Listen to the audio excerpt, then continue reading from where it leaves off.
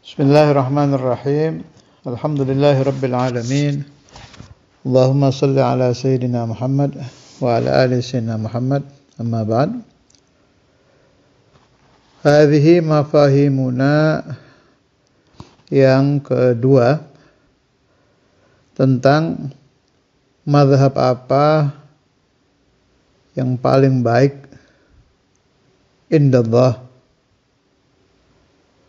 Thariqah apa yang paling afdal, paling tinggi dan paling baik indallah, di sisi Allah Subhanahu wa ta'ala.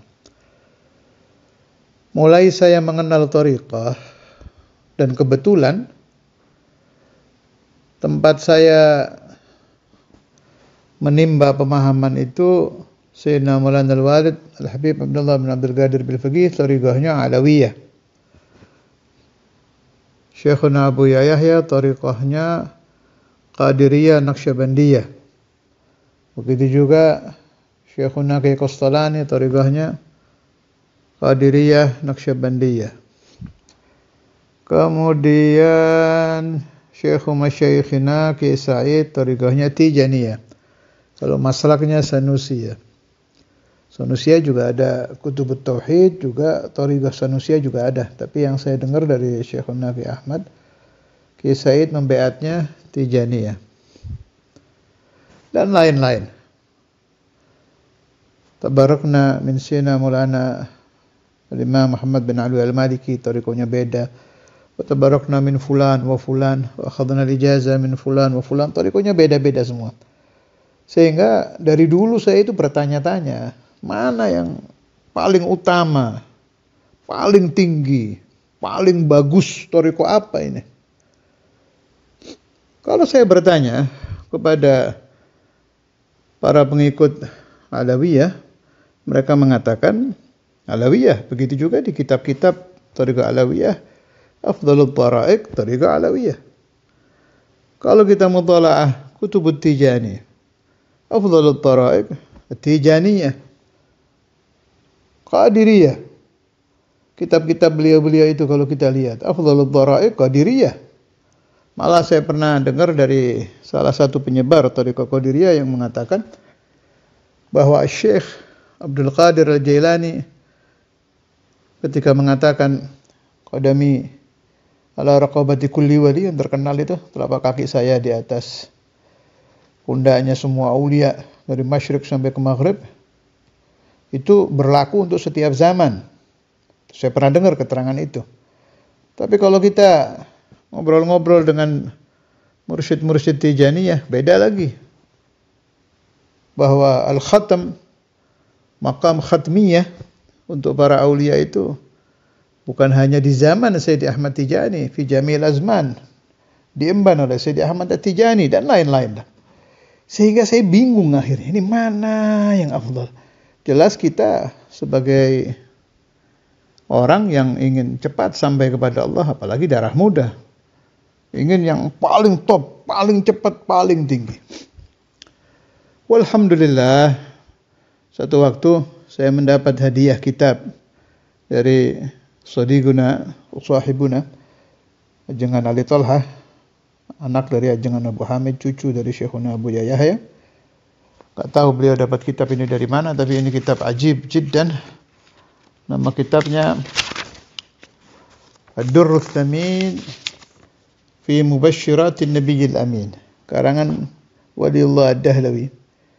Itu kumpulan 40 hadis pertemuan ruhani beliau dengan Rasulullah sallallahu alaihi wasallam. Di sini di hadis nomor 10, al-hadithul ashir. Sa'altuhu sallallahu alaihi wasallam an hadhihi al-madhahib wa hadhihi al-turuq ayyuha awla 'indahu bil akhdhi wa ahab. ففاض على قلبي منه أن المذاهب، ini garis bawah ini, أن المذاهب والطرق كلها سواء لا فضل لواحد على الآخر. Jadi Waliullah Ad-Dahlawi bertanya kepada Rasulullah SAW, Ini hadis menurut penjelasan yang saya terima dari Sayyidina Maulana Al-Walid Al-Habib Abdullah bin Abdul Qadir Al-Fiqi, beliau katakan hadis-hadis model begini itu dibilang hadis min tariqi ahlil batin. Jelas boleh diamalkan. Sayyidina Al-Walid juga sering mengamalkan hadis-hadis min tariqi ahlil batin. Bahkan kalau khilaf antara pemahaman-pemahaman ahlul zahir dengan pemahaman-pemahaman ahlul batin, yang mereka mengambil pemahaman min ruhaniyati Rasulullah sallallahu alaihi wasallam, sering Sayyidina Al-Walid mengambil pemahaman dari ahlul batin selagi tidak bertentangan dengan syariah. Hadis ini menerangkan bahwa Waliullah Ad-Dahlawi bertanya kepada ruh Rasulullah sallallahu alaihi wasallam, mazhab apa yang paling tinggi dan paling dicintai oleh Allah Rasulullah? Tariqah apa yang paling tinggi dan paling dicintai oleh Allah Rasulullah? Dijawab oleh Nabi Muhammad sallallahu alaihi wasallam, semua mazhab, yakni Syafi'i, Maliki, Hanafi, Hambali, wal turuqi, tariqah Qadiriyah, Naqsyabandiyah, Alawiyah, Tijaniyah dan lain-lain, semuanya itu sama saja. La fadla li wahidin 'alal akhar. Tidak ada satu mazhab yang lebih tinggi dari mazhab yang lain.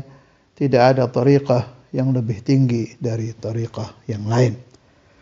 Ketika saya menemukan ini, saya mendapat obat yang sangat mujarab menjawab kebingungan saya bertahun-tahun. Dan pas cocok saya dengan jawaban ini. Semua tariqah sama.